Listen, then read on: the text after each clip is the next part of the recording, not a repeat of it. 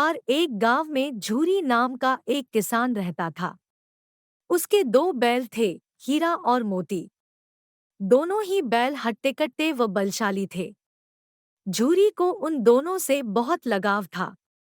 दोनों बैल भी झूरी को बहुत पसंद करते थे।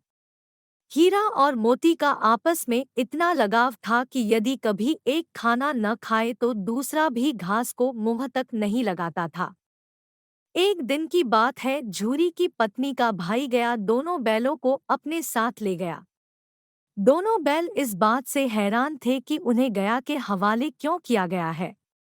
शाम होने तक दोनों नए घर व नए लोगों के बीच में थे, लेकिन उन्हें वहां सब बेगाना लग रहा था। रात को जब सभी सो रहे थे तो दोनों रस्सी तोड़कर झूरी के यहाँ भाग खड़े हुए।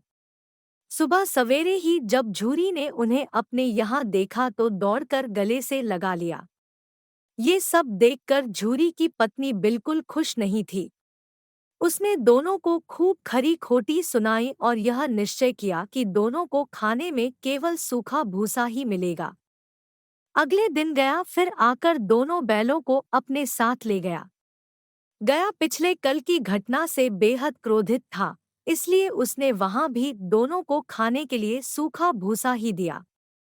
किसी तरह रात कटी और सुबह दोनों को हल जोतने के लिए खेतों में ले जाया गया। हालांकि दोनों ने जैसे एक कदम भी न उठाने की कसम खा रखी थी। दोनों की खूब पिटाई हुई। रात को खाने में फिर भूसा मिला।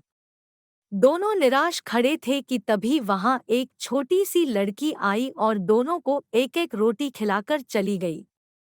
एक एक रोटी से दोनों का पेट तो नहीं भरा, लेकिन उनके दिल को सुकून जरूर मिल गया था। पता चला कि उस लड़की की सगी माँ के मरने के बाद वह सौतेली माँ के पास रहती थी। उसकी सौतेली माँ उसे मारती रहती थी। शायद यही वजह थी कि उसे बैलों के लिए अपनापन था।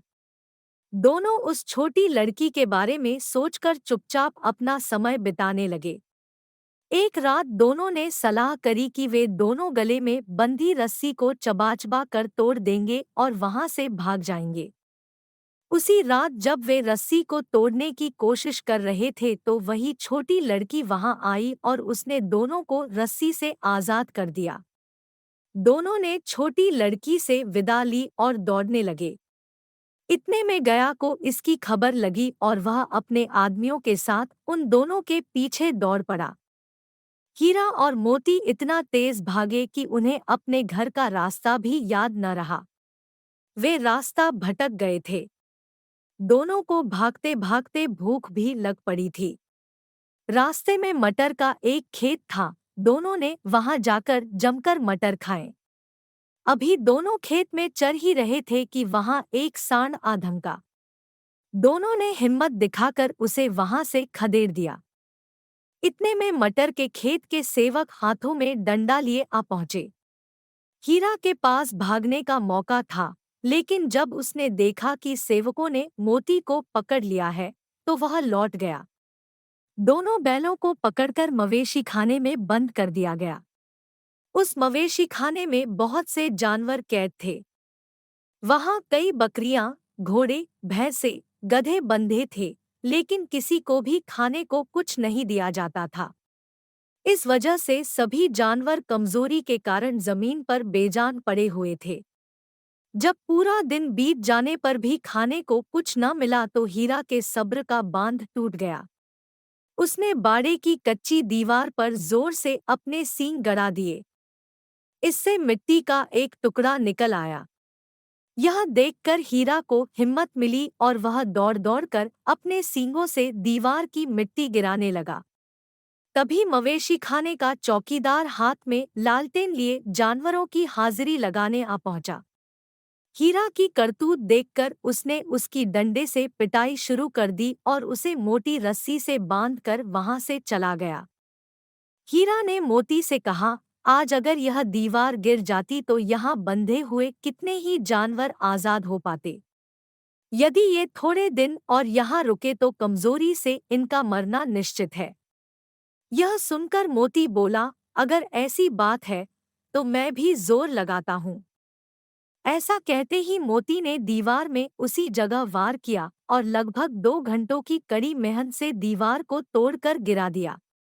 दीवार के गिरते ही घोड़े, भैंसे, बकरियां सब जल्दी से भाग गई, लेकिन गधे वहीं खड़े रहे। लाख मनाने पर भी गधे अपने डर की वजह से वहीं खड़े रहे। उधर मोती अपने दोस्त हीरा की रस्सी को तोड़ने की पूरी कोशिश करता रहा। अब जब सुबह होने वाली थी तो हीरा ने मोती से कहा, दोस्त, मुझे नहीं लगता कि आज यह रस्सी टूटेगी। तुम यहाँ से भाग जाओ, वरना सबको पता चल जाएगा कि यह सब तुमने ही किया है। मुझे यहीं छोड़कर तुम चले जाओ। यह सुनकर मोती की आंखों में आंसू आ गए। वह हीरा से बोला, मित्र, मैं इतना स्वार्थी नहीं हूं कि मुश्किल के इस समय में तुम्हें छोड़कर चला जाऊं। मैं मरते दम तक तुम्हारे साथ ही रहूंगा। मुझे हर अपराध की सजा स्वीकार है। कम से कम इन जानवरों की जान बचाने का आशीर्वाद तो मिलेगा। इतना कहकर मोती ने गधों को सींग मारकर बाड़े से भगा दिया और स्वयं हीरा के पास आकर सो गया। सुबह होते ही चौकीदार, मुंशी व अन्य सेवकों को जब इसकी भनक लगी तो मोती की खूब मरम्मत हुई और उसे भी मोटी रस्सी से बांध दिया गया। लगभग 1 हफ्ते तक दोनों वहीं बंधे रहे, लेकिन उन्हें खाने को कुछ नसीब नहीं हुआ। उन्हें केवल पानी ही पिलाया जाता। दोनों की हड्डियां निकल आई थी। एक दिन बाड़े के सामने उनकी नीलामी शुरू हुई, लेकिन वो दोनों इतने कमजोर थे कि उन्हें खरीदने के लिए कोई तैयार नहीं था। तभी एक आदमी सामने आया और दोनों बैलों को टटोलने लगा। मुंशी से कुछ मोल भाव करने के बाद वह उन दोनों को लेकर चल पड़ा। दोनों बैलों की नीलामी हो चुकी थी। हीरा और मोती दोनों डरे हुए थे, उनसे चला भी नहीं जा रहा था, लेकिन डंडे के डर से बेचारे उस आदमी के साथ साथ चलने लगे। सहसा दोनों को महसूस हुआ कि यह वही रास्ता है जहां से गया उन्हें ले गया था। वही खेत, वही रास्ता और वही कुआं तो है जहां पर वे हल जोतने आया करते थे। अब उनकी सारी थकान दूर होने लगी और वह दोनों तेज तेज चलने लगे। जैसे ही उन्हें अपना घर और अपने बांधे जाने के जगह दिखाई दी, दोनों भागकर उस ओर चल दिए। द्वार पर झूरी बैठा हुआ था। जैसे ही उसने दोनों बैलों को देखा उसने उन्हें गले लगा लिया। दोनों बैलों की आंखों में आंसू आ गए। तभी वह आदमी वहां बैलों के पीछे पीछे पहुंच गया और उसने दोनों बैलों की रस्सियां पकड़ ली। झूरी बोला, ये मेरे बैल हैं।